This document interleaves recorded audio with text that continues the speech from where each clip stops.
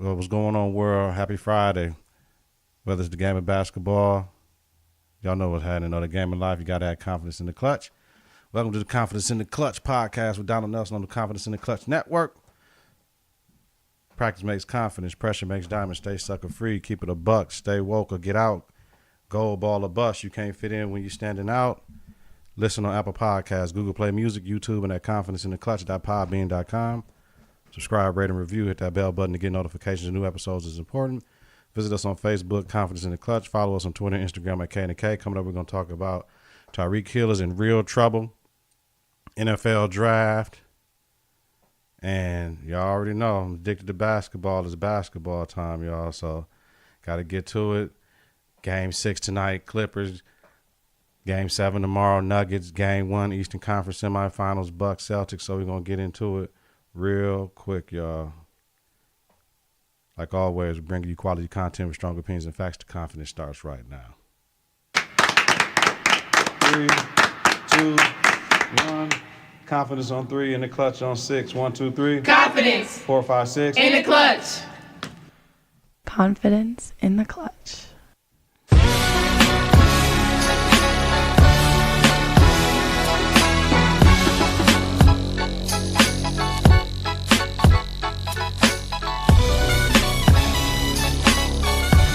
Man, gotta bring them horns back every once in a while. Ba-da-da-ba-da-ba-ba-ba-da.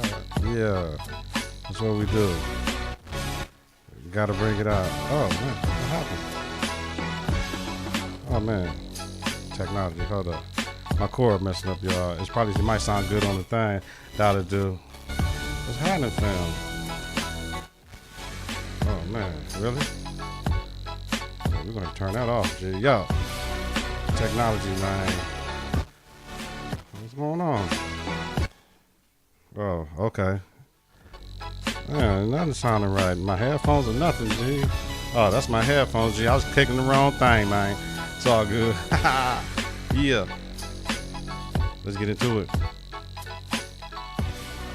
A man, Tyreek Hill, wide receiver of the Kansas City Chiefs, 3 times Pro Bowl selection of the Kansas City Chiefs, in a little trouble.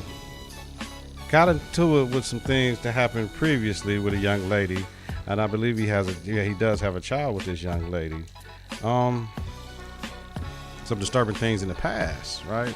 Alleged abuse, and the young lady had a conversation with him in reference to their 3-year-old son, who's reported who reportedly has a broken arm. And the lady claims in the tape that, like, yo, he's scared of you, he doesn't want to be around you. Like, what type of man does the things you do? And then it's Tyreek, if that's Tyreek, the man on the tape that said the comment, he said he should be scared of me, bitch. You should be scared of me too, bitch. Like, what? Like, yo, we got to be a little bit more careful. You know what I mean? With what we say, who we say it to, how we say it. Just that mentality right there is going to get what's going to get him suspended from the league, man, and possibly kicked off the Chiefs, man. They already lost Kareem Hunt last year. That possibly cost them a Super Bowl appearance, which possibly cost them a Super Bowl championship. So, I mean, this is just bad, man. Like, the things we do is reported that the lady said that he told us on the tape, she was describing a situation like when he cries, you make him hold his hands in his side and punch him in the chest. A 3-year-old? Like, I never got into that shit. I never got into the whole hitting your kids, hitting them in their face, hitting them, all that shit. Like, I mean, people come from different cultures, man, and climates, man, so you just got to understand that, man, and different upbringings and how they were raised and what they don't want for their kids. And testosterone-driven sport football is, man, and I don't know if that brings out sometimes the testosterone worse in men when it comes to those type of things, but it is what it is. So, you know, it is what it is, man. That's just very unfortunate, though. I just don't understand that. Moving on. The NFL draft started last night. Of course, Kyler Murray went number 1. The suit was questionable, but I ain't going to talk about nobody else flavor with how they want to rock their shit. I'm cool with it. He like it. I love it, though. But the one brother suit who looked like he had the shoulder harness I think he came from Michigan. I forget who got drafted, but he had the white and black suit on. And it was kind of crazy. It was like the jacket was like almost like a harness. He had a strap going across to the right side of the body, and it was a different color, and it was like a flap. I mean, that's his flavor, though. That's how he wanted it. This is all about your vision. Like I tell everybody, Confidence in the Clutch. We don't judge. Whatever you got to do to make yourself feel better, we all for it. We don't get down with that. That ain't our style at Confidence in the Clutch. So we may clown you. That's just good nature, fun ribbon. We ain't mad, though, do you, family? That Giants pick, I didn't understand. But the Giants only have one black quarterback in the history that has played. They were the last franchise, I believe, to ever have a black quarterback play for them. When they had Geno Smith play that one game when they benched Manning and shit 2 years ago. So, but, you know, like my man said from Ohio State, like, man, the league done messed up. Y'all let me go to the crib with Washington with the Redskins. Y'all, the league done messed up. Y'all done passed up on me. So it is what it is, man. So I just love seeing the brothers' jubilation. The brother that from Clemson that jumped up and Commissioner Goodell act like he wanted to do the chest bump, but then he didn't go up, and dude jumped up down there. He did not Commissioner Goodell over. It was funny though, but you know what I'm saying? It's all love that. Just love the brothers, their family, see the jubilation, the joy of them reaching their dream, man. You know, but always be a lot of crying on the NFL draft. You think that's one of the most testosterone-driven sports, like I previously said in the last topic, that, you know, they cry, they boo-hoo cry though, but it's all good, man. So, you know, watch the drive, just see them brothers happy, man. See their families happy, man. I really appreciate that, man. Moving on. Draymond.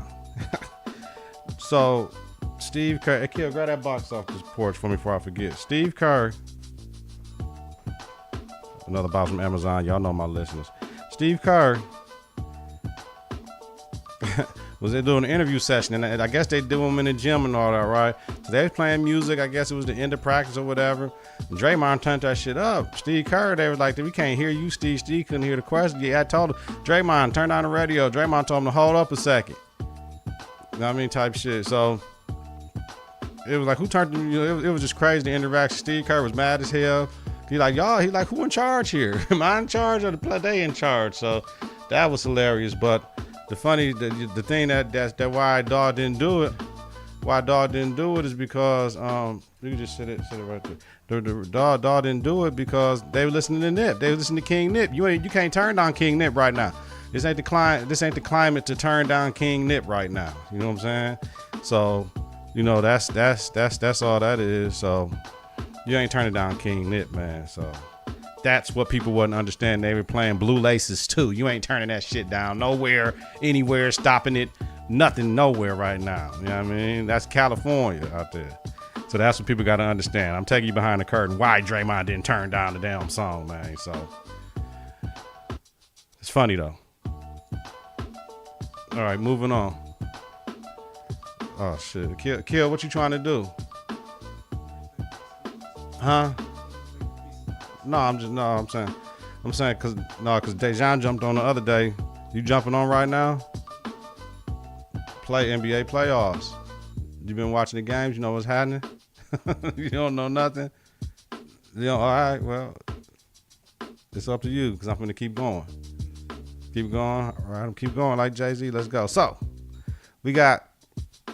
Let me. Usually I start with the East, man. Let me go to the West because we had a couple games the other night already. So let's jump into it. Yeah, because we got here. Let's jump into the West. There's a lot more happening in the West. The East is pretty much done. No, let's do the Eastern Conference preview. Let's go ahead and get out of the way, y'all. See, I'm all over the place. I got a lot going on right now. All right, so Eastern Conference, let's go right now. Milwaukee, Boston, the 1-4 matchup. The Bucks won the season series 2-1. Celtics average 107 points per game. The Bucks average 110 points per game. Celtics shot 40% from the field. Bucks shot 47% from the field. Points in paint, Celtics 34, Bucks 49 is what they average. Kyrie 21.7 points a game, 46% 3 points field goal. Giannis Antetokounmpo 31 points, 10 rebounds, 10.7 rebounds. Series tips tomorrow at 12, yo. Last year, Boston won in Game 7.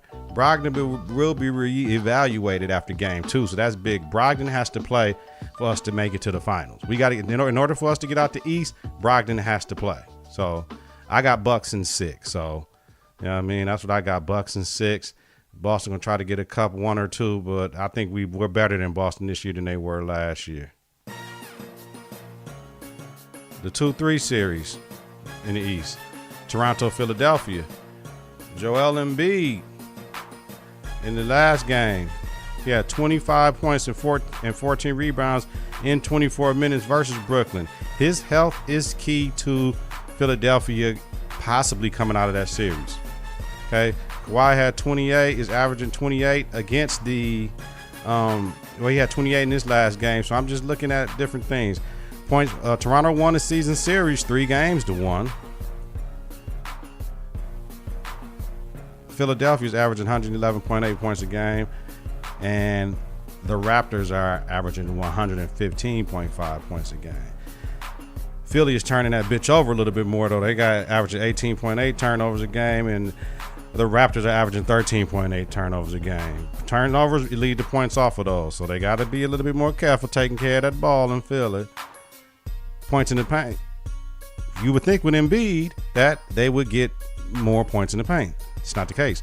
Philadelphia 45.5 a game, with Toronto getting 54.5 a game. Leading scorers for each team: Joel Embiid 26.3 points, 11.8 rebounds per game, and Kawhi Leonard 30.3 and 7.7 rebounds per game. So I said all that to say all this. Embiid health is key.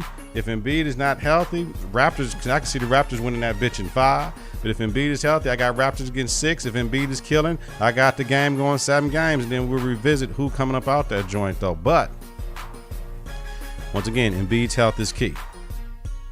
All right, y'all, let's go to the other night. Houston won game 5, 100-93 against Utah, and won the series 4-1. James Harden led the Rockets with 26 points on 10 for 26 shooting, 6 rebounds, 6 assists. Clint Capella had another double-double, 16 points, 10 rebounds. CP3, 15 points, 8 rebounds, and 5 assists. Eric Gordon, 15 points, 4-8 from tray ball range. Royce O'Neal had 18 and 5 for the Jazz. Ricky Rubio, 17 and 11 assists. Jay Crowder, 15 points, 10 rebounds. Donovan Mitchell, 12 points. A game to forget for Mitchell. 4-22 from the field. 0 for 9 for tray ball with 6 rebounds. Learning lesson, though. Just be smarter. Take better shots. And it's all come down to making shots. You know what I'm saying? They only lost by 7, and Donovan Mitchell only had 12. You know what I'm saying? So you do the math. If he 4 for 22. If he 10 of 22, shit, we might be talking about Utah might have won that game. So it's growing pains, you know. One thing I will say, Ricky Rubio looked good. He really, this the best I ever seen Rubio look. As for my thing, I think the maturity, his age and all that shit, how many years he been in the league, he looked good this series, though. Ricky Rubio looked really good to me. I really like this game. I think he earned himself some money this offseason because I think he got for a new contract, yo. Houston, the big to-do about everybody talking about. Houston traveling to the Bay tonight to prepare for the Western Conference Semifinals versus the Warriors. They made sure they put out, no disrespect to the Clippers, but they need to adjust to time out in the West Coast because it's 2 hours behind Central Time where Houston is located, right? So the belief is the Warriors would take out the Clippers tonight. So here's the thing. The Rockets will play the Warriors on Sunday afternoon if the Warriors win tonight and close out the Clippers. If the Clippers win tonight and then they got to go to Game 7 on Sunday, I'm sure the Rockets will go back to Houston at that point in time. And then the Clippers, if they win the series, the Rockets will host them on Tuesday. So what I'm thinking going to happen tonight, man, I'm kind of thinking Houston. Well, you know what? We'll get into the Golden State game because I got to talk about it. We'll talk about it. Talk about it now. The Clippers won Game 5, 129-121. Warriors lead the series 3-2, but the Clippers scored a franchise record 71 points in the first half. The Clippers was led by Lou Williams with 33 points off the bench, 6th man of the year, 12 and 19 field goals, 4 rebounds, and 10 assists. Patrick Beverly, big player Pat, 17 points, 14 rebounds, and 4 assists. Danilo Gallinari had 26 and 7, yo. He balling too. He it's hit or miss sometime, but I like Gallinari game a lot. Let me see. Hold on. Okay, there we go. 26-7-2 Montrezl Harrell. 24-5-2. Man, that Montrezl Harrell going to the basket hard as fuck. Like he only like 6'7", 6'8", but man, he's just a force going to the basket on them pick and rolls. But the Clippers had 5 players in double digits. KD led the Warriors with 45 points. Now he set his career high that he just set a game or two ago. 45 points is career high on 14 and 26 field goal, 6 rebounds, 6 assists. Steph, 24 points, 7 and 15 field goals, 3 and 4, played with 22. The Warriors' defense was abysmal. It was hit or miss during the game. The Clippers played hard, very hard. The Warriors have no answer for Williams, especially when Williams and Montrezl Harrell's in them pick and rolls. They can't do shit with it. I don't care what nobody's saying. And as long as Williams is getting to the hole and making his shots, it's a problem. Either he makes or he misses. It ain't, you know what I'm saying? It is what it is. There's no answer for Harrell. His roll game is fierce. Could this go 7? Yes, I absolutely believe it can go 7. The Clippers' 2 wins have been on the road at Oracle. They ain't won at the crib. So they must win tonight, right? Both teams is the must win. Houston chilling. We know the rust could settle in, so Houston probably don't want to chill like that. But, listen, rest is rest right now at this point in time. They're not playing back-to-backs, none of that shit. So, but it's more wear and tear on the Warriors and shit can happen, injuries and all that. So they got to stay ready, right? Both teams got to stay ready. So the series can go 7. We already know that it can go 7. I got the Clippers. I got the Clippers pulling it out tonight. I don't know. They got to win this one. So that hungry dog, you don't want to mess with that hungry dog, man. It's gonna bite your ass, and that's what they do. While they Klay Thompson talking about, oh man, we need to just blow them out by 30. See that shit right there? That shit is gonna get you knocked, son. And finally, Denver, San Antonio. The Spurs won Game 6, 120-103 last night. Series tied at 3-3. Spurs went on a 17-2 run that carried over from the third to the fourth quarters when Jokic took a breather. That run sealed the Spurs win. Spurs outscored Nuggets 56-43 in the second half. Spurs bench outscored Nuggets 34-13. And Spurs shot 57% from the field to the Nuggets 46%. And the Spurs shot 42% from trade ball range to the Nuggets 25% trade ball range. These playoffs so far in these first rounds has been if you hitting the trade ball, you winning. If you're not hitting the trade ball, you losing, period, unless you're dominant on defense. LaMarcus Aldridge led the Spurs with 26, 10, and 5. DeRozan had 25, 7, and 7. Rudy Gay gave a boost off the bench with 19, 4, and 2. Nikola Jokic led the Nuggets with 43 points, 12 rebounds, 9 assists, and 3 steals. Jamal Murray has 16 points, 3 rebounds, 6 assists. Game 7 Saturday night in Denver. Nuggets are 2-1 at home versus Spurs in this series. If Jokic plays like he did last night, the Nuggets win. If not, the Spurs will win. I'm going with the Spurs. The Nuggets is the more talented team, like Amin Al-Hassan said on the jump today, but he trusts the Spurs more in that Game 7, y'all. So we got some good basketball, man. The shit finna heat up, man. So, like I said, I got the Clippers tonight, and I'm going with the Spurs tomorrow unless Jokic is balling heavy like he did the other night, y'all, like last night. It's all good, y'all. Enjoy this basketball. Whether it's the game of basketball or the game of life, you got to have confidence in the clutch. Practice makes confidence. Pressure makes diamond. Stay sucker free. Keep it a buck. Stay woke or get out. Gold ball or bust. Gold ball or bust. Can't fit in when you're standing out. Listen to Apple Podcasts, Google Play Music, YouTube, and at confidenceintheclutch.podbean.com. Subscribe, rate, and review. Hit that bell button to get notifications. New episodes is important. Visit us on Facebook, Confidence in the Clutch. Follow us on Twitter, Instagram at K&K. Yeah. 3, 2, 1. Confidence on 3, in the clutch on 6. 1, 2, 3. Confidence. 4, 5, 6. In the clutch. Confidence in the clutch.